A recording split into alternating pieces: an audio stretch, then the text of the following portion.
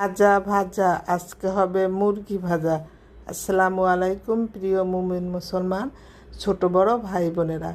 250 গ্রাম মুরগির গোশত নিয়ে একটি লেবুর রস দিয়ে চিপড়িয়ে এভাবে মেখে নিয়ে আধা ঘন্টা ঢাকনা দিয়ে রেখেছি। এবার 1 টেবিল চামচ পেঁয়াজ রসুন বাটা, আদা বাটা, হলুদ গুঁড়ো, মরিচের গুঁড়ো, গরম মশলা গুঁড়ো দিয়ে ভালো করে মেখে নিলাম। লবণ দিলাম না, কারণ লবণ দিলে পানিটা ছেড়ে দিতে পারে।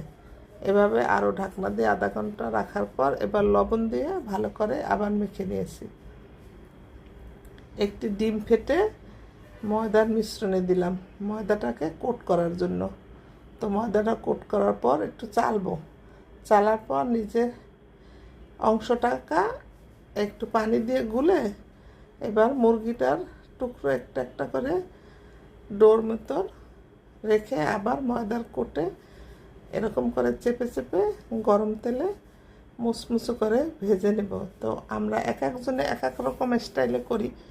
আমি আজকে অতি সাধারণভাবে করলাম। আমি বেশি মশলা পছন্দ করি না, সামান্য মশলা দিয়েই বাচ্চাদের জন্য ভেজে দিয়েছি। বাচ্চারা খেয়ে কিন্তু অনেক মজাদার বলছে। তো কেমন হলো কমেন্টে বলেন।